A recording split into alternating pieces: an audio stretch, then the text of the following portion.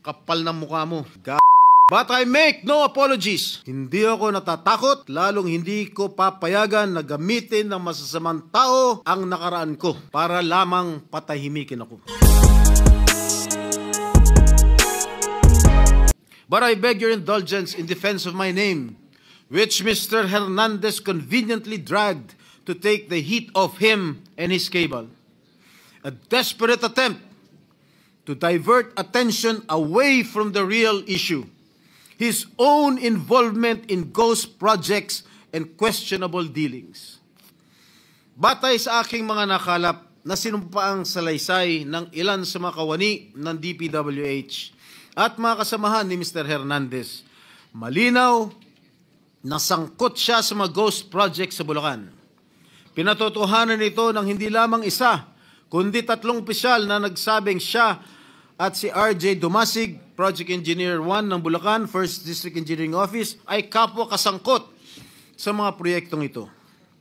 Pinatotohanan din ito ni na John Michael Ramos, dating OIC ng Construction Section ng Bulacan, 1st District Engineering Office, Ernesto Galang, Hepe ng Planning and Design Section ng parehong distrito, at Norberto De Leon Santos, Hepe ng Quality Assurance Section. Lahat sila ay nagbigay ng sinumpaan salaysay na nagdidiin kay Bryce Erickson Hernandez. Ang dalawang ito ay kabilang sa tiniguruan ni Senator Lacson na BGC Boys o Bulacan Group of Contractors, mga suki sa kasino. Si Bryce, also known as Marvin Santos de Guzman, ay nakapaglustay na abot ng 435 million at nakapag-launder ng perang humigit sa 1 bilyong piso. Samantalang si RJ, alias Sandro Bernardo Park, ay umabot naman sa 16.9 million ang natalo sa kasino. Ginoong Pangulo, malinaw ang paglalahad ng ating kasamang senador na ang kanilang mga gawain ay nagpapahiwatig na sila'y sangkot sa paglilinis o paglalaba ng mga nakulimbat nilang pondo ng bayan. Sa aking pagtatanong nitong nakarang Lunes sa pagdinig ng Blue Ribbon Committee sa General Manager ng Sims Construction Trading na si Ginang Sally Santos, inamin niya na naghatid siya ng kabuuang 1 bilyong piso mula taong 2022 hanggang taong 2025 sa DPWH at iniabot yon kay Mr. Bryce Hernandez. Ayon pa kay Ginang Santos, ang halaga ng pera na kanyang dinadala na minsan ay nakalagay sa mga kahon ng noodles ay depende sa proyekto at minsan ay umabot ng 245 million pesos sa isang hatid. Kapal ng mukha mo. Sinabi rin ni Ginang Santos na si Mr. Hernandez at DPWH Engineer JP Mendoza, Chief ng DPWH Bulacan's Construction Division, ay ginagamit ang lisensya ng Sims Construction para sa mga proyekto nila.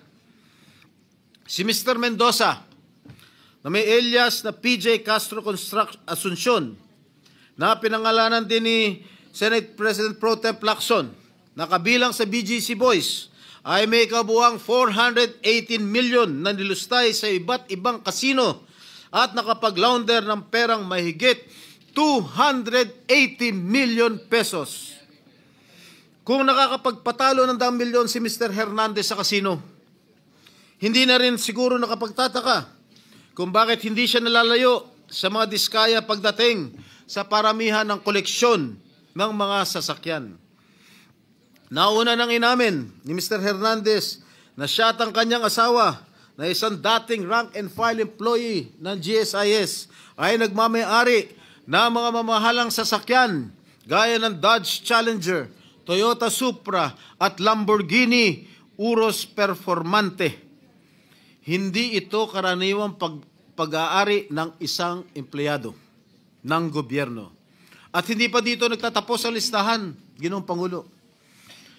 Nandun sa kanyang garahe, isang Ford Everest, Ford Territory, Toyota Corolla Cross, Suzuki Jimny, Mitsubishi Pajero, Honda Civic Type R Turbo, And add to this his collection of high-end motorcycles, BMW R1250GS, Yamaha T-Max, BMW C400 GT, Ducati X Diavel Nera, Honda Goldwing, Ducati Street Fighter, BMW R1300 GS, Vespa scooter, at yung kanyang asawa, meron 2 Toyota Hilux, 1 Toyota Fortuner, Kia Carnival, BMD X3, Toyota Land Cruiser, Vespa Primavera, Honda, BMW.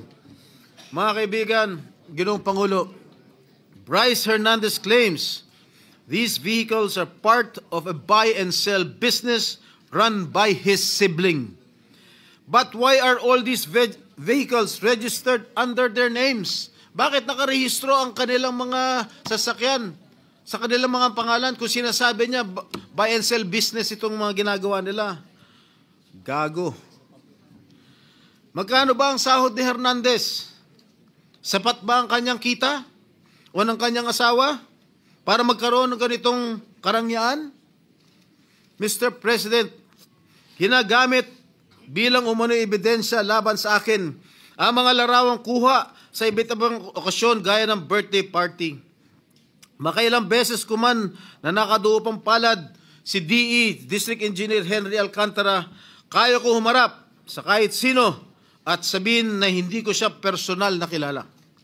Mismo ang Pangulong Marcos na nga nagsabi na mga larawan natin ng mga opisyal o public figures ay hindi sapat na batayan para patunayan at masabing talagang kilalang-kilala natin ang mga nakakasalamuhan natin. To quote President Marcos, alam naman ninyo, ini-name drop lahat. Magpapakuha lang ng picture tapos sasabihin, o tingnan mo, malapit kami. Sa isang araw, 1,000 yung nagpapapicture sa akin eh. So lahat ng 1,000 na yan, malapit na ba sa akin? People have to be more careful at huwag sila masyadong gullible.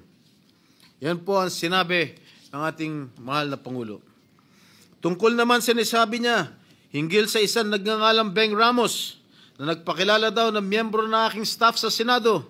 Malinaw na ipinakita niyang text exchanges sa kanyang cellphone na nangyari ang kanilang pag-uusap tungkol umano sa isang pagdideliver ng pera noong December 22, 2022. Mr. President, 6 na buwan pa lang ako mula nung mahalal muli sa Senado.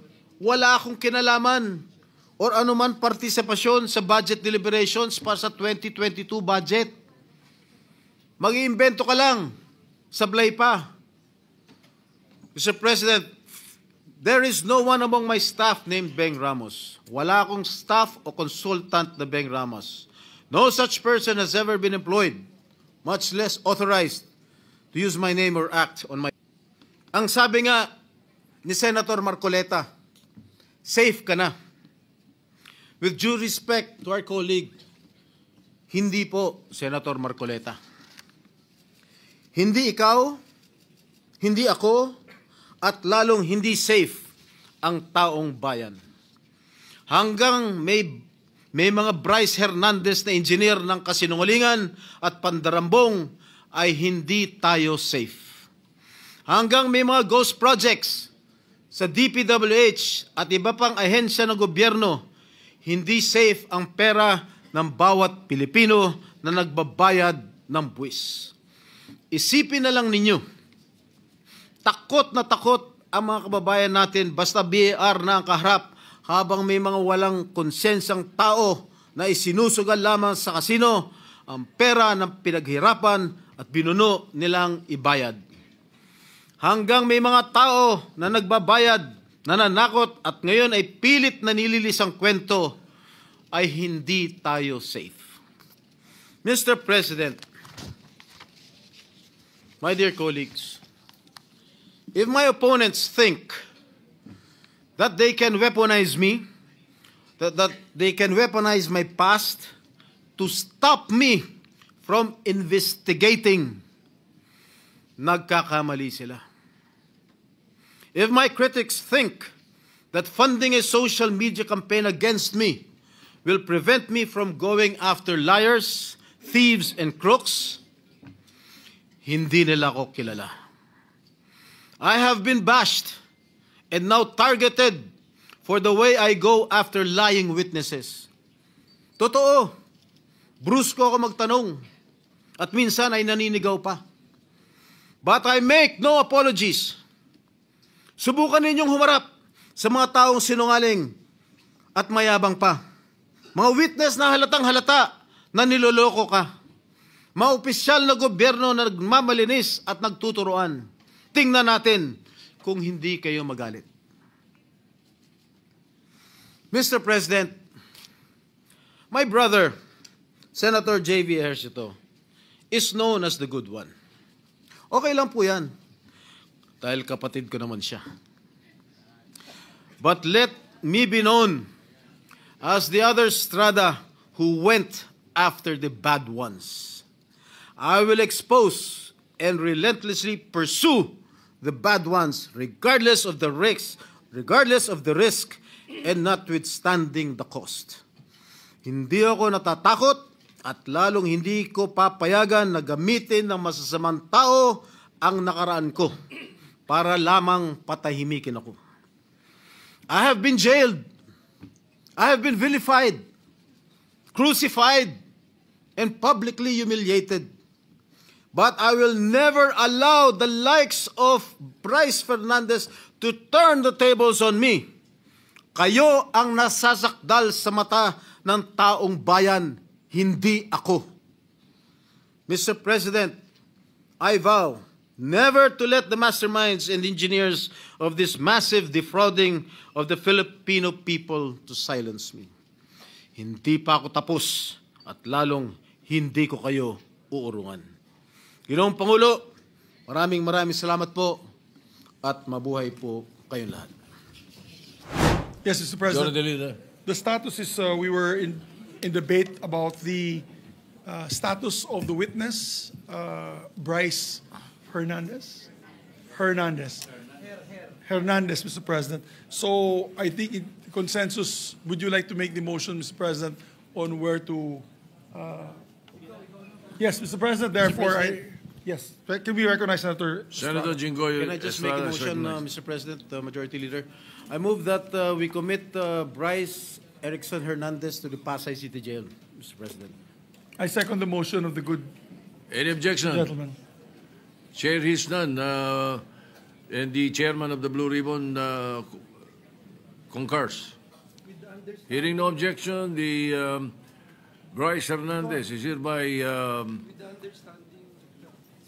Mr. President, if I may, but just to put on record that it's with the understanding that the Senate retains its jurisdiction over that person, Mr. President. Just Of to put that course. on record, Mr. President. Of Thank course, it has never been the opposite. He was always under our legal custody. So the motion is to transfer that particular person to the Pasay City Jail. Any objection? Chair hears none. Motion is approved. The Sergeant at Arms is hereby directed to transfer Bryce Hernandez to the Pasay City Jail as soon as possible. Just a manifestation, if I may, Mr. Senator President. Estrada, Mr. President, I think we have to ask the OSA to be strict in implementing the rules with regard to the visitation hours of a prisoner, Mr. President. No visitors allowed. Only immediate members of the family, lawyers, priests, etc., etc. Thank you, Mr. President. Yes, the Sergeant at Arms is hereby directed and make a list of those who will visit him.